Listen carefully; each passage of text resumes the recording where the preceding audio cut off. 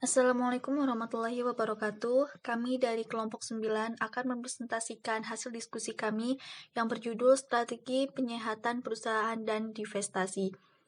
Sebelumnya, perkenalkan nama saya Aulia Putri Mentari, NIM 62, dan kemudian rekan saya Nina Septiana NIM 331, Ovi Sulistiani NIM 277, dan Aristu Bagas Prakoso NIM 349. Sehat tidaknya perusahaan dapat bersumber dari lingkungan bisnis.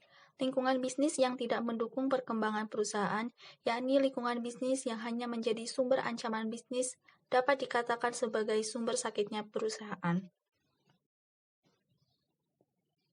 Di antara begitu banyaknya ragam lingkungan bisnis, berikut ini beberapa tanda-tanda yang dapat dijadikan petunjuk strategi setidaknya peluang bisnis yang tersedia dan terbukanya ancaman bisnis, yaitu yang pertama, peramalan dan penilaian implikasi manajerial menjadi sulit dilakukan ketika berbagai lingkungan bisnis tersebut berinteraksi satu sama lain. Yang kedua, pertumbuhan ekonomi dan aktivitas ekonomi pembentuknya memberikan indikasi bagi manajemen dan melakukan pengambilan keputusan ekspansi usaha. Yang ketiga, tersedianya kredit dan aktivitas pasar modal dapat digunakan sebagai indikator mudah atau sulitnya, murah atau mahalnya dana yang diperlukan.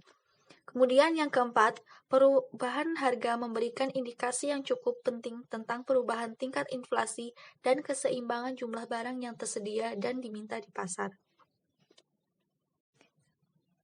Beberapa indikator yang dapat digunakan sebagai tanda perusahaan tidak sehat yang muncul pada tahap awal daur kehidupan perusahaan yaitu yang pertama, ketidakcukupan kas, yang kedua, keterbatasan atau tekanan likuiditas, yang ketiga, pengurangan modal kerja, yang keempat, utang dagang membengkak, yang kelima, piutang dagang meningkat, yang keenam, penurunan ROI 20% sampai 30%, yang ketujuh, penjualan mendatar atau tidak meningkat.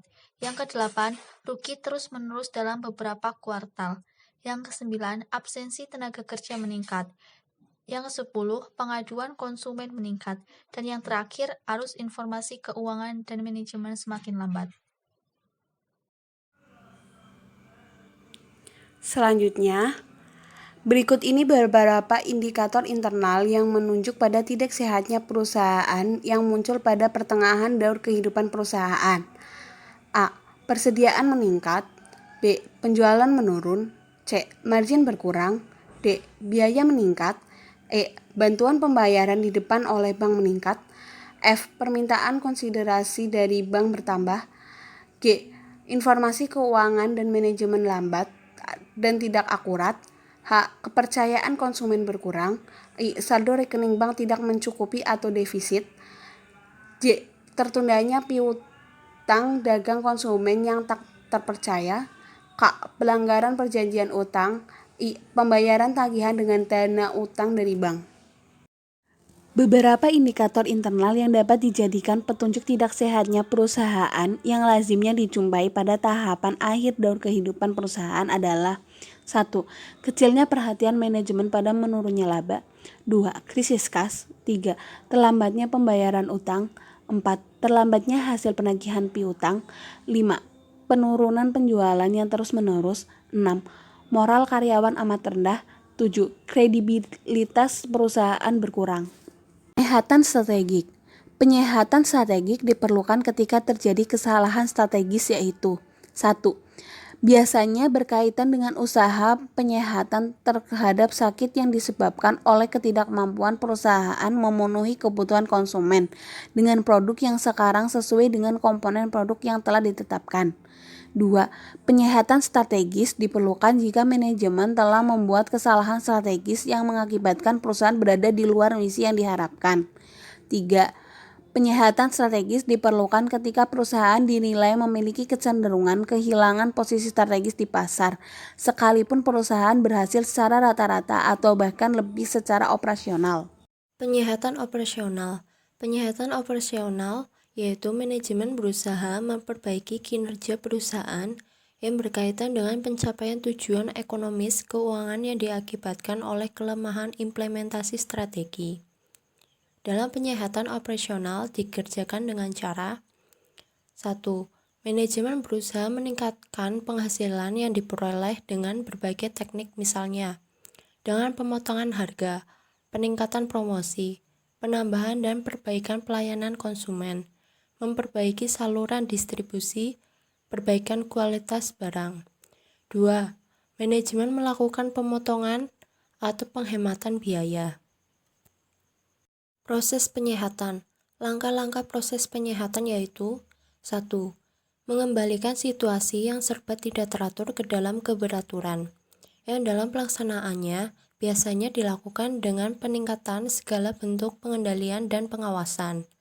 2. Memberikan penilaian secara menyeluruh tentang kemungkinan penarikan penghasilan dari piutang dagang, yang normalnya berjangka waktu pendek. 3. Mulai dipikirkan kemungkinan mencari sumber tambahan penghasilan baru. Tahapan proses penyehatan. 1. Manajemen melakukan evaluasi menyeluruh yang biasanya memerlukan waktu dari 1 minggu sampai dengan 3 bulan. 2. Membuat rencana penyehatan yang biasanya memerlukan waktu dari 1 bulan sampai dengan 6 bulan. 3. Manajemen mengimplementasikan rencana penyehatan yang telah dibuat yang biasanya memerlukan kurang lebih 6 sampai dengan 12 bulan. 4. Manajemen membuat langkah stabilisasi perusahaan yang biasanya memerlukan waktu 6 sampai dengan 12 bulan. 5. Penyiapan ke arah pertumbuhan bisnis jika semua rencana yang disiapkan berhasil baik perlu dikerjakan. Langkah ini memerlukan waktu kurang lebih selama 1 sampai dengan 2 tahun. Intervensi negara. Pada umumnya, keterlibatan negara dilakukan dalam 3 tahapan pokok, yaitu 1. Negara merumuskan dan mengimplementasikan kebijaksanaan ekonomi, makro, dan hukum yang diperlukan sebagai landasan penyehatan. 2. Negara terlebih dahulu menyehatkan sektor keuangan. 3. Negara melakukan intervensi penyehatan terhadap sektor real setelah terlebih dahulu melakukan pemilihan perusahaan mana yang masih bisa dan memiliki harapan untuk sehat kembali dan perusahaan yang tidak mungkin lagi disehatkan. Strategi divestasi merupakan strategi keluar dari pasar. Hal ini terjadi ketika perusahaan gagal berkembang dan tidak terlihat prospek yang cerah. Pemilik bersama manajemen dapat saja langsung memutuskan meninggalkan pasar. Alasan perusahaan melakukan divestasi yaitu 1. Kehendak memperbaiki posisi aliran kas. 2. Usaha menghindari kerugian modal yang lebih besar. 3. Pengurangan utang perusahaan. 4. Mengurangi risiko bisnis, termasuk risiko kegagalan. 5. Mengurangi biaya operasi sebagai akibat kesalahan pemilik lokasi perusahaan. Halangan keluar dari pasar yang bersifat psikologis antara lain 1. Keengganan mengakui kegagalan. 2. Berkurangnya kebanggaan manajerial atau managerial pride. 3. Ketidaknyamanan emosional karena harus berpisah dengan perusahaan yang telah menjadi bagian dari hidup keseharian manajemen, bukan sekedar dalam soal bisnis. Yang keempat, kekhawatiran jika pihak lain yang membeli dan mengoperasikan unit usaha tersebut justru berhasil dengan baik di kemudian hari. Sekian yang dapat kami sampaikan. Apabila ada tutur kata yang kurang berkenan, kami mohon maaf yang sebesar-besarnya. Wassalamualaikum warahmatullahi wabarakatuh.